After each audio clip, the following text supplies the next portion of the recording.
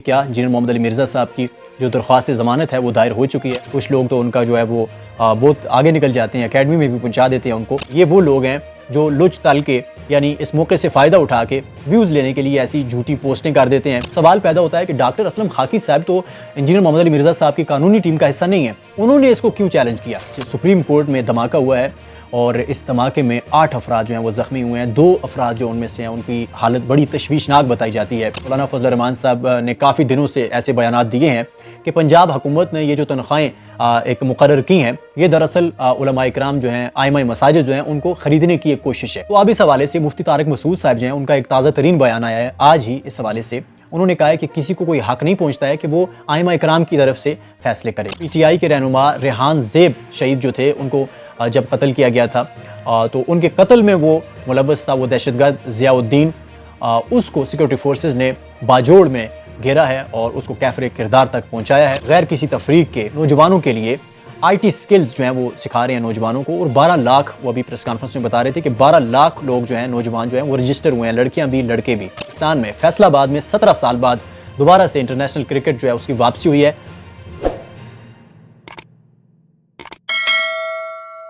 अस्सलाम वालेकुम रहमतुल्लाह, मैं मोहसिन हमायूं, आप देख रहे हैं मेरा YouTube channel Mohsin diaries. Highlights आपने देखी हैं, ख़बरों की मामलात की तफसील आपके सामने रखते हैं।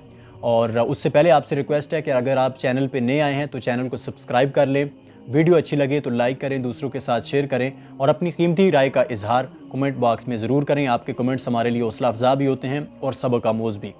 तो सबसे पहले बात करते हैं इंजीनियर मोहम्मद अली मिर्ज़ा साहब के हवाले से कि क्या इंजीनियर मोहम्मद अली मिर्ज़ा साहब की जो दरख्वास्त ज़मानत है वो दायर हो चुकी है। तो इस हवाले से मैं इंजीनियर मोहम्मद अली मिर्ज़ा साहब के कुछ स्टूडेंट्स हैं, उनकी वीडियोस देख रहा था। उसमें वो ये बात कर रहे थे कि शायद इंजीनियर मोहम्मद अली मिर्ज़ा साहब की दरख्वास्त ज़मानत तो हाई कोर्ट में दायर हो चुकी है, लेकिन उस हवाले से जो एक डेट दी जाती है समात के हवाले से, वो डेट अभी उसका ऐलान नहीं हुआ है अदालत की तरफ से।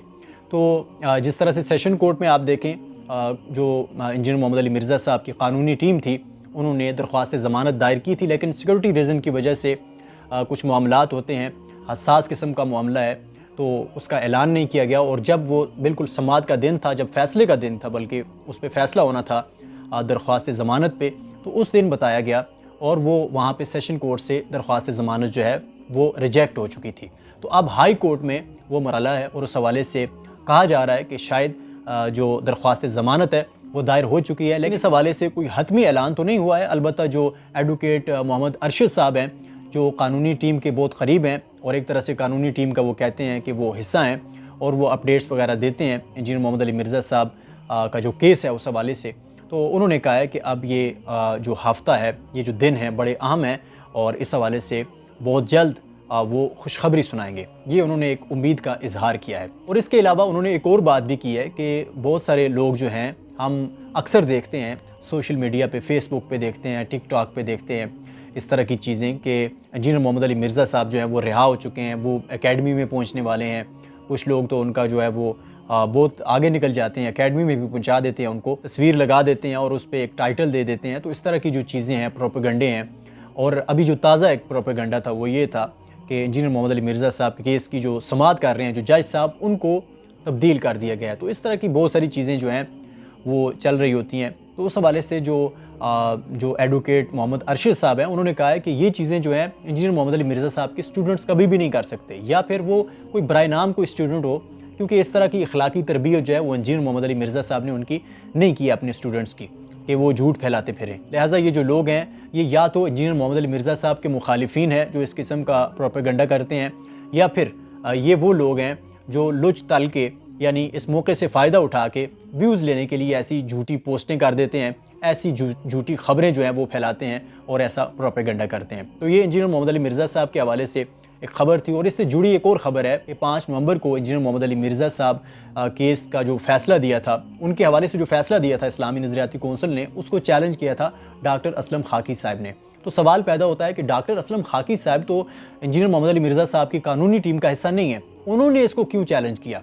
तो इस हवाले से जो डॉक्टर असलम खाकी साहब थे, उन्होंने अपने इंटरव्यू में ये बात वाज़ेह की थी। और जज साहब जब उनसे सवाल कर रहे थे कि आप ये केस जो है उसको, इस फैसले को क्यों चैलेंज कर रहे हैं, तो उन्होंने उस वक्त कहा था कि उनको भी इस किस्म के थ्रेट्स मिले हैं, इस किस्म के रवैये का उनको सामना करना पड़ा है। और ख़ास करके मुस्तकबिल में वो कहते हैं कि वो एक किताब इन बाबों के हवाले से और ये जो जैली पीर वगैरह हैं इनके हवाले से वो एक किताब जो है वो शाया करने का इरादा रखते हैं। तो उन्हें ख़दशा है कि इस किस्म के रवैये का उनको भी सामना करना पड़ेगा। तो ये रवैया जो है ये पूरे माशरे के लिए ख़तरनाक है, सिर्फ इंजीनियर मोहम्मद अली मिर्ज़ा साहब के हवाले से नहीं है। तो देखते हैं अभी 5 नवंबर को किस तरह से उस केस की समाअत होती है और अदालत से क्या जो तफसीलात हैं वो सामने आती हैं। अब अगली जो ख़बर है बड़ी अफसोसनाक है। आज सुप्रीम कोर्ट में धमाका हुआ है और इस धमाके में 8 अफराद जो हैं वो ज़ख्मी हुए हैं। 2 अफराद जो उनमें से हैं उनकी हालत बड़ी तशवीशनाक बताई जाती है। ये धमाका सुप्रीम कोर्ट की जो कैंटीन है वहाँ पे हुआ है और वहाँ पे गैस का जो सिलेंडर था वो बड़े ज़ोरदार अंदाज में फटा है, लेकिन जानी नुकसान उस तरह से हलाकत तो नहीं है। अल्लाह ताला रहम का मामला फरमाए। बहरहाल अब जो नेक्स्ट खबर है वो आइमा मसाजिद की तनख्वाह के हवाले से आपको पता है मौलाना फजल रहमान साहब ने काफ़ी दिनों से ऐसे बयानात दिए हैं कि पंजाब हुकूमत ने ये जो तनख्वाहें एक मुकर्रर की हैं ये दरअसल उलमा इकराम जो हैं आइमा मसाजिद जो हैं उनको ख़रीदने की एक कोशिश है। तो अब इस हवाले से मुफ्ती तारिक मसूद साहब जो हैं उनका एक ताज़ा तरीन बयान आया है आज ही। इस हवाले से उन्होंने कहा है कि किसी को कोई हक़ नहीं पहुँचता है कि वो आइमा इकराम की तरफ से फ़ैसले करे, बल्कि ये जो मस्जिद का इमाम है उसका इख्तियार है वो पैसे लेना चाहे या ना लेना चाहे। और इस पर उन्होंने फिर तफसीलन बात की है। उन्होंने कहा है कि ये सिर्फ आइमा मसाजिद के लिए नहीं है, ये कोई नई बात नहीं है। पाकिस्तान में सरकारी मुलाजमीन हैं, जजेस जो हैं वो भी तनख्वाह लेते हैं, सरकारी जो टीचर्स जो हैं वो भी तनख्वाह लेते हैं, पुलिस भी लेती है, सिक्योरिटी फोर्सेस सारी जो हैं वो तनख्वाह लेती हैं, दीगर मुलाजमीन लेते हैं तनख्वाह। तो वो तो ग़ुलाम नहीं बनते, तो ये आइमा मसाजिद जो हैं ये कैसे ग़ुलाम बन जाएंगे। और फिर उन्होंने इस हवाले से अपनी मिसाल दी कि मैं जब मस्जिद में आया तो यहाँ पे मैं सूद के हवाले से, बैंक के सिस्टम के हवाले से बयान करता था, तो बहुत सारे बैंक के मुलाजमीन थे और इंतज़ामिया ने कहा कि मुझे निकालने की कोशिश की, उन्होंने दबाव डालने की कोशिश की कि आप ये बयान बंद कर दें क्योंकि जो नमाजी हजरात हैं उनमें बहुत सारे बैंक मुलाजमीन भी हैं। तो मैंने कहा मैं तो बंद नहीं करूँगा क्योंकि ये हक़ है, मैं इसको बयान करूँगा। तो मुफ्ती साहब ने कहा कि जिसने बिकना हो, जिसने ग़ुलाम बनना हो या जिसने अपनी ज़मीर फरोशी जो है वो करनी हो, तो वो कमेटी जो तनख्वाह देती है इमाम मस्जिद को, तो वो तो कमेटी के हाथों भी जो है वो ग़ुलाम बन सकता है। बहुत सारे लोग बन जाते हैं और बहुत सारे लोग नहीं बनते। तो ये चीज़ उन्होंने कहा कि ये तो एक अच्छी बात है कि इस तबके को जो है वो पहली दफ़ा हुकूमत को एहसास हुआ है और आइमा मसाजिद की जो तनख्वाहें हैं कितनी थोड़ी होती हैं और गुर्बत है, महंगाई है। बाकी जो सरकारी मुलाजमीन हैं वो इतनी भारी भरकम तनख्वाहें ले रहे हैं। अगर 25,000 मस्जिद के इमाम को दे दिया गया जो पूरी ड्यूटी करता है वहाँ पे ही रहता है, तो इससे जो है वो कोई बहुत बड़ी क़यामत नहीं आएगी। ये एक अच्छी बात है, ये उनके साथ अच्छा ताउन है। ख़रीदने वाली बात कोई भी नहीं है, हर शख्स का अपना ज़मीर है, जो नहीं बिकेगा वो नहीं बिकेगा। अब नेक्स्ट खबर जो है वो सिक्योरिटी फोर्सेस की एक बड़ी कामयाबी है। एक बड़ा दहशतगर्द उसको हलाक किया सिक्योरिटी फोर्सेस ने। जो PTI के रहनुमा रेहान ज़ेब शहीद जो थे उनको जब कत्ल किया गया था तो उनके कत्ल में वो मुलव्वस था वो दहशतगर्द ज़ियाउद्दीन, उसको सिक्योरिटी फोर्सेस ने बाजोड़ में घेरा है और उसको कैफर किरदार तक पहुँचाया है। इसके बाद जो खबर है वो बड़ी हैरान कुन है। आज मैं हाफ़िज़ नईम उर रहमान साहब जो जमात इस्लामी की अमीर हैं उनकी अभी प्रेस कॉन्फ्रेंस सुन रहा था, तो वो बता रहे थे कि उन्होंने एक ऐसा प्रोग्राम शुरू किया है पाकिस्तान में बग़ैर किसी तफरीक के नौजवानों के लिए IT स्किल्स जो हैं वो सिखा रहे हैं नौजवानों को। और 12 लाख, वो अभी प्रेस कॉन्फ्रेंस में बता रहे थे कि 12 लाख लोग जो हैं नौजवान जो हैं वो रजिस्टर हुए हैं, लड़कियां भी लड़के भी, और मुख्तलिफ़ अज़ला में जो हैं वो टेस्ट हो चुके हैं और जो क्लासेज़ हैं वो भी शुरू हो चुकी हैं। तो ये बड़ी खुशाइंद बात है, बड़ा मिसाली ये स्टेप है जमात इस्लामी की तरफ से, क्योंकि पाकिस्तान के मुआशरे में एक तरफ हम देखते हैं तरीक़े लब्बैक है, नौजवानों को भड़का के जिस तरह से अपने इदारों के ख़िलाफ़ उनसे टकराया गया और फिर उनके खून की बलि जो है वो चढ़ाई जाती है, नौजवानों को इस्तेमाल किया जाता है। वहीं पे जमात इस्लामी का किरदार बड़ा मिसाली है इस लिहाज से कि इक़्तिदार में ना होने के बावजूद भी उन्होंने ये राह निकाली है और नौजवानों को 12 लाख की तादाद में वो बता रहे थे वो IT कोर्सेज़ करवा रहे हैं। और इस लिहाज से बहुत सारी हमारी जो जमातें हैं वो शिकवा करते हैं, बहुत सारे अफराद जो हैं वो शिकवा करते हैं। वो पहले वज़ीर मुंतखब होंगे, वो पहले काबीना में जाएंगे, वो पहले इक़्तिदार संभालेंगे, फिर वो कोई काम कर सकते हैं।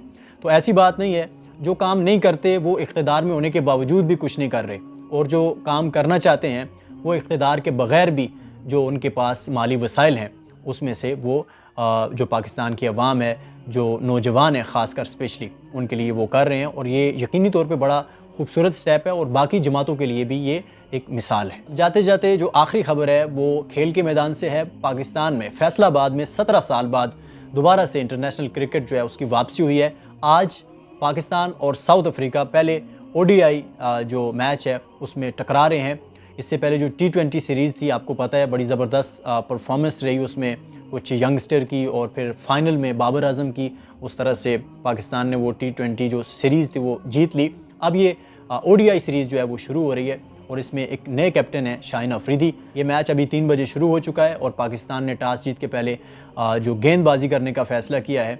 तो देखते हैं, जिस तरह से पाकिस्तान ने T20 में साउथ अफ्रीका को शिकस्त दी थी, उम्मीद है इंशाल्लाह कि पाकिस्तान यहाँ भी अच्छे खेल का मुजाहरा करेंगे पाकिस्तानी खिलाड़ी, और बाबर आजम कुछ नए रिकॉर्ड जो है वो यकीनी तौर पे बनाएंगे और जो बने हुए हैं उनको तोड़ेंगे, और पाकिस्तान उम्मीद है इंशाल्लाह आज का जो मैच है वो विन करेगा।